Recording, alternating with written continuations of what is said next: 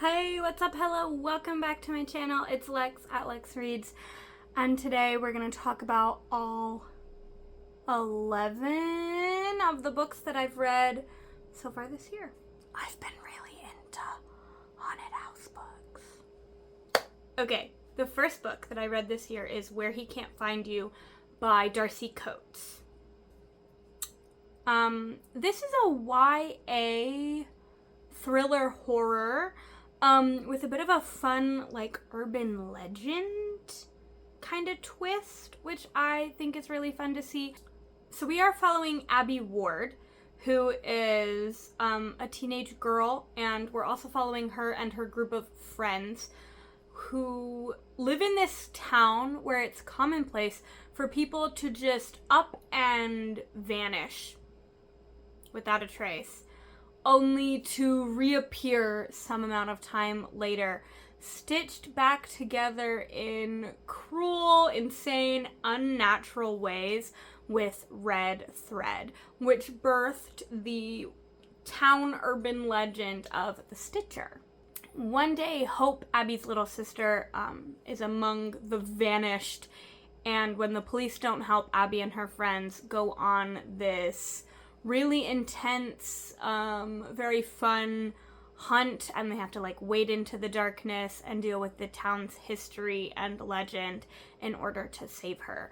This one was a super fun read. I gave it 4 out of 5 stars. Something that I've really been enjoying as of late is when a story is kind of like flirting on that line of, like, is it speculative, is it realistic, and you know, there's like I think a lot of fun ways that books can play with that. You can play with that in the way where it's like, is the protagonist like going crazy and none of these things are really happening? I think like folklore, urban legend, that kind of thing, where it's like this story has taken on kind of an idea of its own, and we're like watching that play out, but in a way where we have to figure out if it's like actually magical or fantastical, or if like the story itself is rooted in realism and there's just something else that is causing that kind of fantastical edge. But either way, that's something I've really been enjoying, and I think that is like very well encapsulated in this story due to the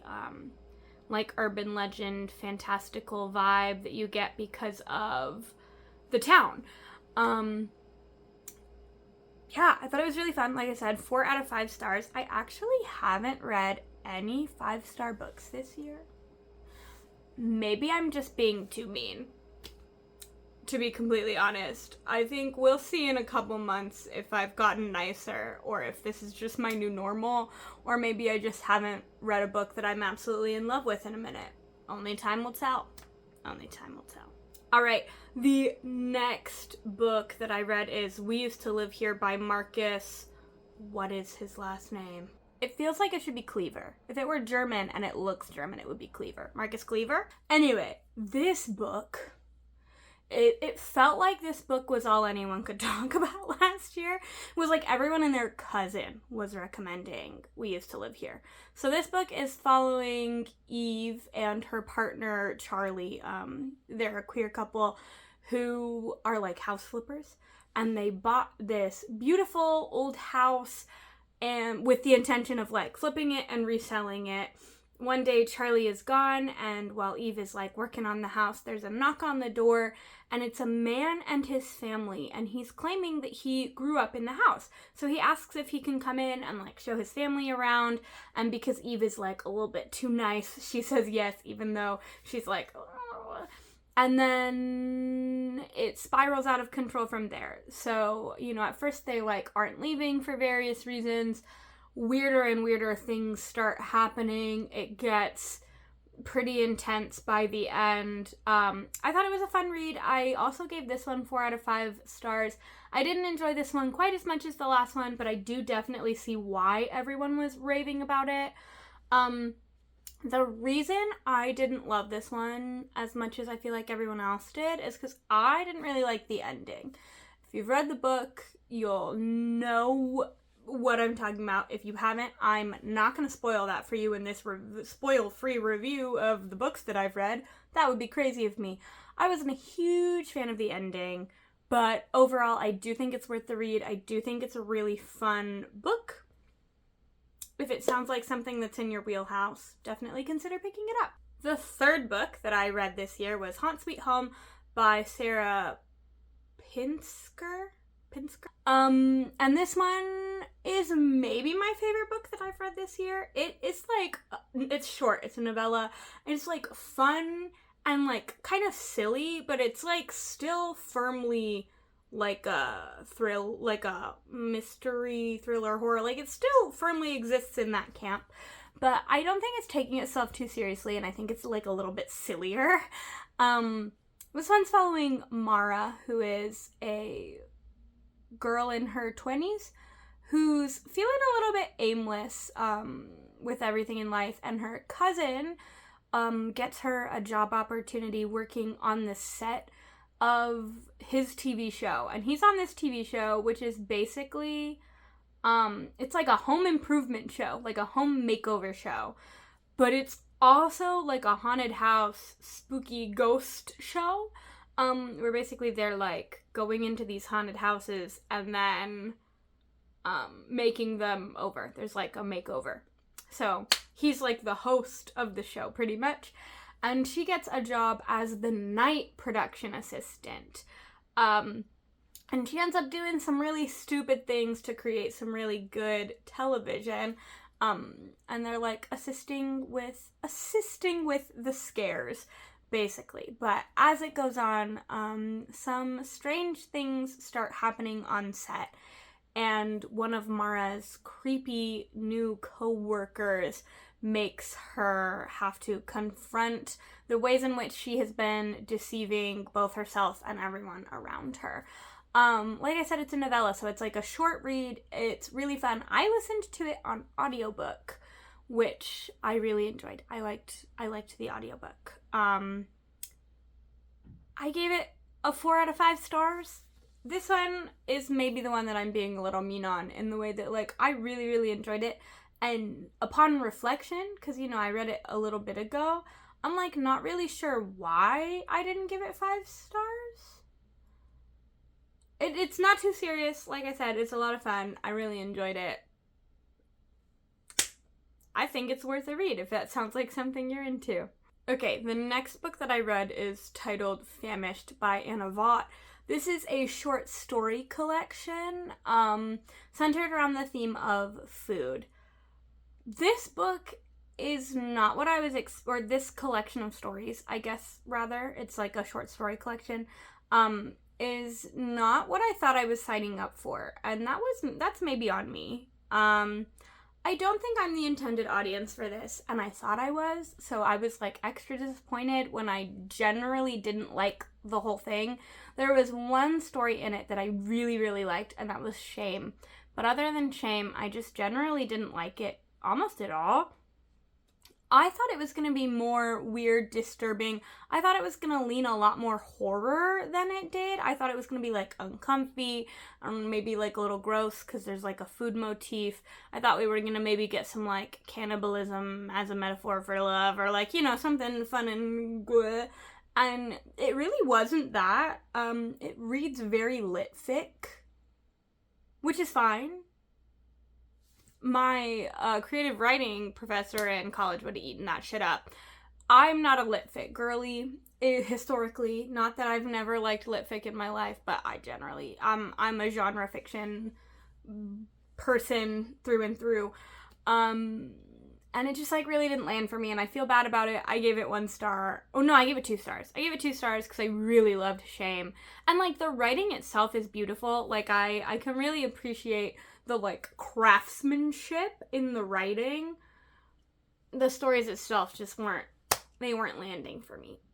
I do think it's important to note, a lot of people, like, love this collection. It has great reviews from the people that have read it. It's not super popular, I don't think, in the way that, like, there aren't a million reviews, but a lot of the people that have read it, like, really loved it. So I just am not the target audience, but there definitely is a target audience. It's just not me. The next book that I finished is called Looking for Smoke, and it's by K.A. Cobell. Looking for Smoke is a mystery thriller that is inspired by the very real tragedy that is the missing and murdered Indigenous women specifically in America. It's an Own Voices story following a group of teenagers, 4 students to be exact. The synopsis itself leans really into one, so I'm also going to do that because I don't want to give away too much more than the like a book sleeve would tell you. But basically we're following Mara, another Mara. Did I write that wrong, or are they both named Mara? I'll check that after I'm done filming. Who is a local new girl on the Blackfeet Reservation, and she is included in a traditional Blackfeet giveaway in remembrance of a student that has gone missing at her school. And then at this kind of remembrance, at this giveaway, another student is found murdered. Now the 4 students that were included in the giveaway are the last 4 people that we knew saw her, which leads all 4 of them to being suspects in her murder. So basically we are following these 4 students as they are trying to clear their names, and they have to kind of trust each other even though there's a very real possibility that one of them is a murderer. I really enjoyed this one. This one I also listened to on audiobook. I started it while I was moving into my new apartment. I was listening to it while I was packing, and then I finished it in April post-move, and I really, really enjoyed it. I have been trying to make a conscious effort to listen to some more diverse titles, specifically this year, but just kind of like in general. And I really, really liked this one. I also gave it 4 stars. Something about the way that it wrapped up just felt like a little bit like to me, but the story overall and the way that the narrative is woven was really enjoyable. And I also think it's really important to pay attention to Own Voices picks. I think it's absolutely tragic when I think about how many white women, specifically, when they're murdered or missing, how it becomes this like huge media storm. But there's an insane like statistical amount of missing and murdered Indigenous women that get like no media coverage and very little help. So if this is the kind of thing that you also care about or are interested in, I do think it's really worth a read. I would absolutely recommend picking it up. And I also really would like to go and pick up another one of K.A. Cobell's books if she has any more out. I haven't looked into it yet, but I really enjoyed the novel, and I would be interested in reading more from her in the future. All right, next up is One of Us Knows by Alyssa Cole. Last year I read, I think it's called When No One's Watching, which was Alyssa Cole's thriller debut. Alyssa Cole writes romance novels, but has like shifted into like thriller mystery, which is fun. And I've really enjoyed both of them. This one was like a really ambitious project because the protagonist has DID, dissociative identity disorder. So we're following Kenitria Nash, who is a part of a system. And post her diagnosis and a kind of traumatic event, she has spent a prolonged time not fronting. And now she finds herself back at the reins. She has the wheel again, and she is on a dock ready to go to this isolated island in the northeast of America, in Rhode Island, I believe, where she's gotten an interesting job opportunity to become the resident caretaker of this beautiful historic home on an isolated island. So we are following Ken and the rest of her system as they try to navigate readjusting to Kenitria being a key player because she's been like dormant basically for so long, as well as a bunch of other really strange things that are happening on the island. And as a nor'easter or a huge storm blows in, she finds herself and her system trapped on the island with a group of strangers who seem like they are maybe dangerous. And so Ken and her other alters have to like unravel the secret of the house and the island, as well as figure out their own past and the secrets of their own past, in hopes of getting off the island alive. Now, I think it's important for me to note that I don't know that much about DID. I did read a handful of reviews from readers that have DID, and overall, they seem to be pretty positive. I thought it was, like I said, I thought it was really ambitious. I think it was like a really interesting way to take on a mystery thriller, because in a way you kind of have like some unreliable narrators, because you have a collection of people and none of them seem to have the whole story, but it's because they're like all occupying one body and one experience. So that was like a really interesting thing to read about.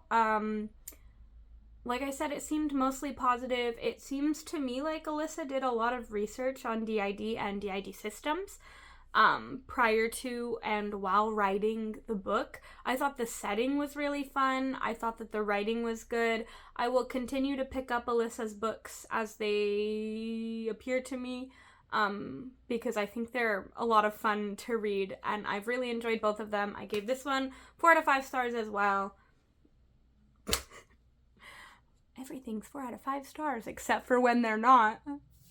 Speaking of not, I read The Last Final Girl by Stephen Graham Jones. Okay. This is a love letter to slasher films. Which, to be fair, I love horror movies. Slasher is not generally my subgenre of choice, but it's very clear that Stephen Graham Jones has a love and appreciation for slasher films. And it was really cool to read that embedded into his story. We're following a trail of murders in a picturesque suburban town a la teenage slasher, and basically who's gonna be the last final girl? Will it be Laura or Olive? The various other options. This is the second Stephen Graham Jones that I've picked up, and it's the second one that I've really, really not liked. And it's really frustrating for me because the concepts and ideas that he's coming up with absolutely call to me. Every time I read like a summary or hear it pitched or reviewed, I'm like, that absolutely sounds like something I'm interested in. And then when I start reading it, I don't like it. And this has happened a lot of times, or 2 times, and both times I like really didn't like it. It's not like, it wasn't for me. I gave this 1 star. No, Stephen Graham Jones, literally so many people adore his writing. And I really want to, but I don't like it. Something about it just really doesn't work for me. I will probably not be picking up another one, even though there are quite a few that really seem interesting. I've had my eye on My Heart as a Chainsaw for, since it came out. And I don't want to be the person that keeps reading these books and being, shitting on them afterwards and being like, I just thought I was gonna like it. I just don't know if that's fair to him or me. Why am I putting us through this? I maybe won't be picking up any of his anytime soon. Maybe I'll sit on it for a few years and then try again. I don't know. I didn't like it. Lots of other people have. If you want a more positive review with some more insight, please go listen to them talk about it. I'm sorry. The next book I read, we're taking like a sharp turn into a new genre. This is Keeper of Enchanted Rooms by Charlie N. Holmberg? Holmberg. I have it written up. I have all like the list over here. Holmberg. This one is like a cozy, fantastical mystery. So it's like cozy fantasy, cozy mystery. It's technically historical fantasy also. It takes place in the 1800s, 1846. Merritt, our main character, inherits this beautiful Victorian house on a secluded island, like this beautiful estate.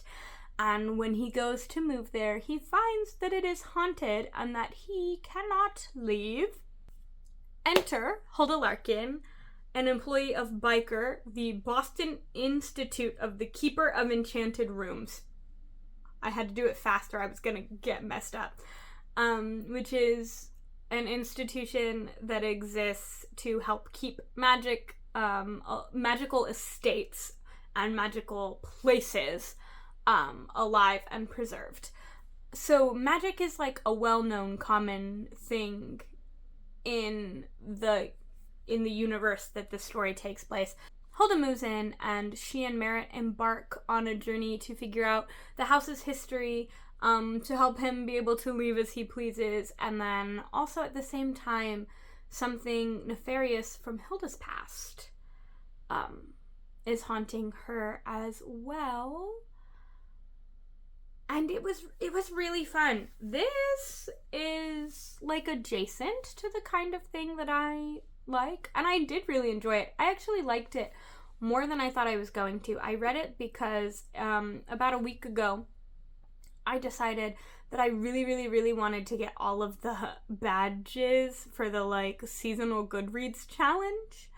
And I picked this one because this one could check off 2 challenges, and it seemed like something I might enjoy, and I liked it a lot more than I thought I was going to. And I didn't think I wasn't gonna like it, but I like really thoroughly thought it was very fun. I don't know if I liked it enough to continue in this series, but like maybe. I gave it a 4 out of 5. It's very sweet, it's very fun. It's less romance than I expected. It was in the like sweet and steamy category, which led me to believe that it was going to be more romance forward than it is.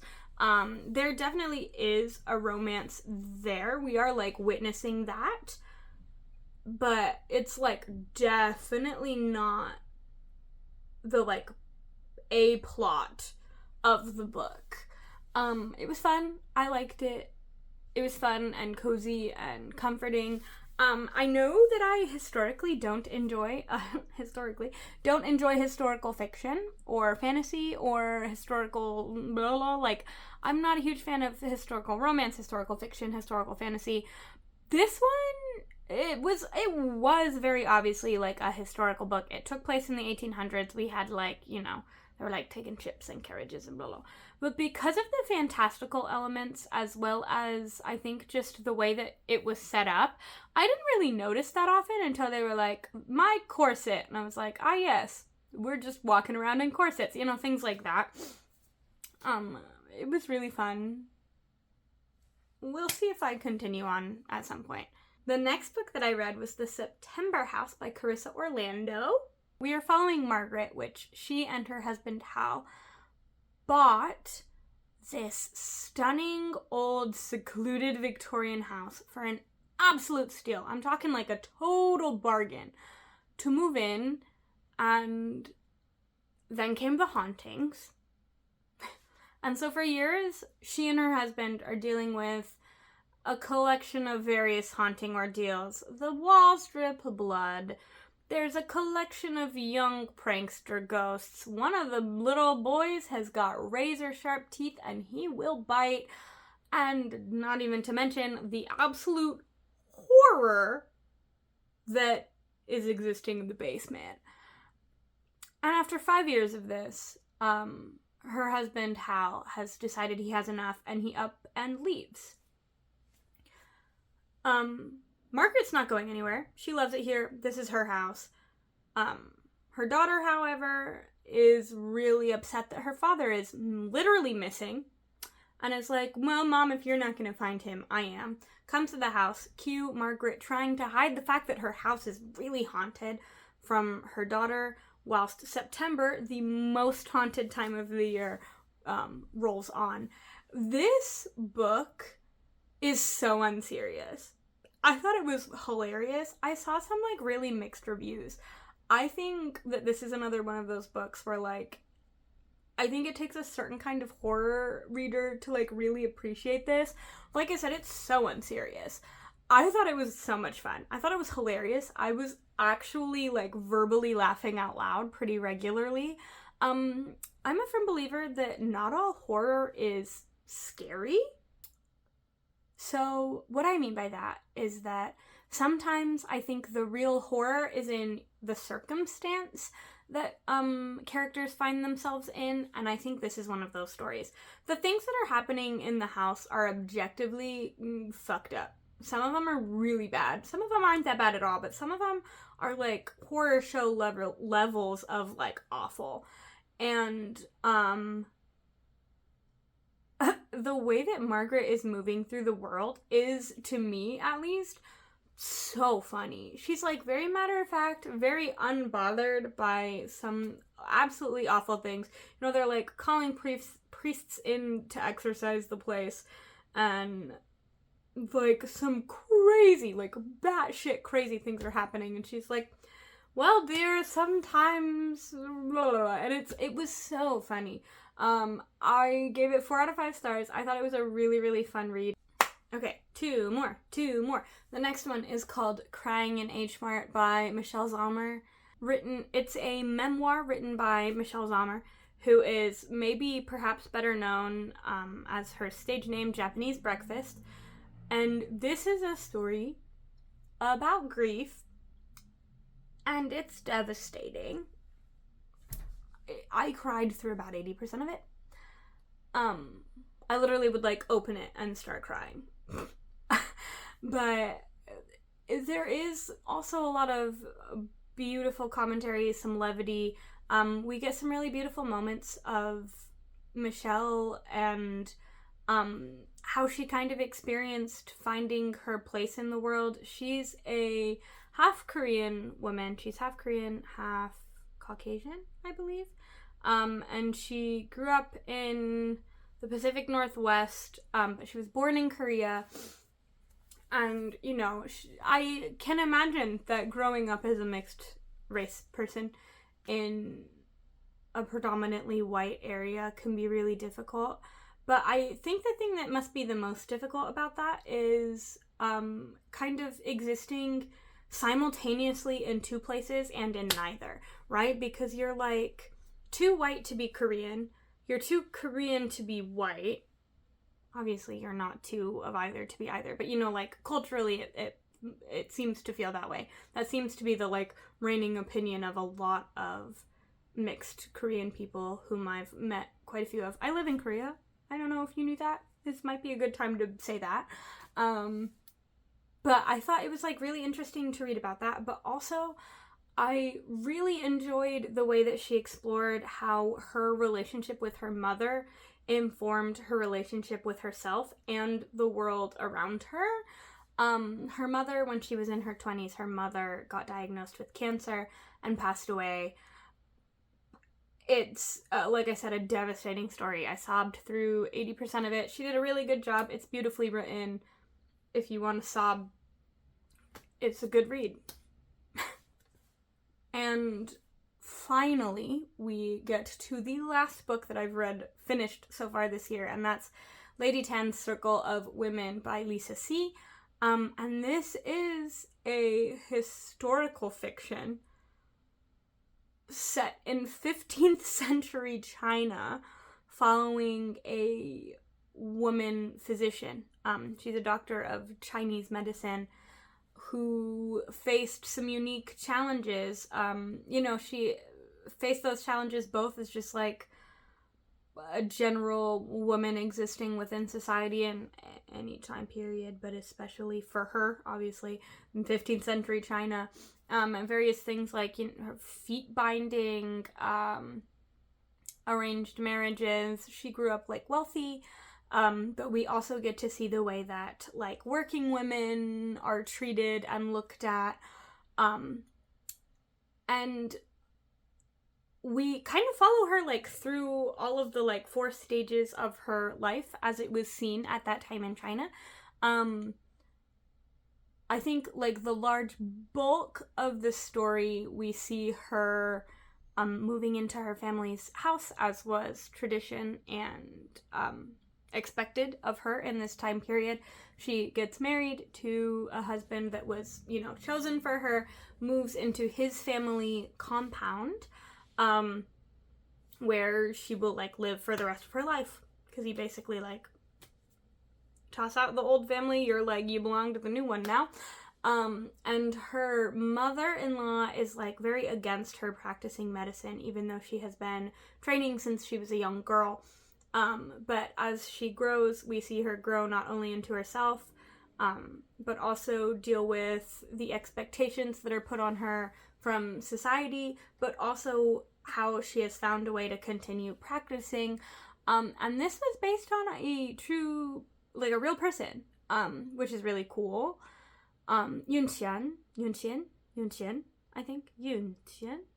I don't know if it's Mandarin has tones. I was reading it in English. Tones were not indicated, unclear. But at the heart of this story, it's really about women. But not just our protagonist, but also about all of the women around her and how they're strong and skilled in different various ways. I really loved her best friend. I think was, like, my favorite character in the story. But really it's just about women finding their way in life regardless of their station and the circumstances that they have been given. It was cool to learn a little bit of, like, actual historical information about 15th century China, which is something I didn't know that much about. This is another one that I picked up because there was a historical fiction challenge for the Goodreads thing when I was trying to get all the badges for, and this one just seemed the most tolerable of the options. I gave it 3 out of 5 stars. I do think that if you like historical fiction or you're interested at all in historical China or Chinese culture, I think it's worth picking up. I think it was a good read. I enjoyed it a lot more than I thought I was going to. It was good. I'm not a historical girly, just in general. It's not the kind of thing I gravitate towards or generally love, but I do think it was worth reading. I'm glad it's something that I have read, and now I can turn back to things that are a little bit more my speed. That's it. There they are. You might be thinking, you just disappeared and then casually reappeared and didn't really address that. I have a video addressing that a little bit that I'm not sure. Well, actually, will probably come out after this one, because I'll want to get this one out as close to the start of May as possible. I know I've been gone a while. I was in the, like, worst reading slump of my life. I've clawed my way back out of it, obviously. I think 12 books in 4 months. I know it's not what a lot of people that make, like, book content are reading, but it's an amount that I'm really proud of. I hope I can keep this general kind of trajectory through the rest of the year. I'm about halfway done with my reading goal. My reading goal was 25 books this year. I read 20 last year. I upped it a little bit for this year. I'm well on track to succeed. I will try to do a monthly wrap-up or every other month, depending on how many books I've read in a given month. And I've also decided that I'm going to start reading for content specifically again, because I find that it's, like, kind of nice to have that actual TBR, like, accountability. And it helps me pick books because I'm picking a book for a video. I think a lot of people who make book content have talked about that. Although I am generally a mood reader, it is good to have some parameters. So I've already started filming a new series. Please be on the lookout for that. A couple books will be coming out hopefully a little later this month in regard to that. And I'm also going to be making some general book recommendations and book vlog content again. I'm happy to be back. I hope you're having a good May. My birthday is this weekend. I have so many things to read, so little time. I'll see you soon. Bye.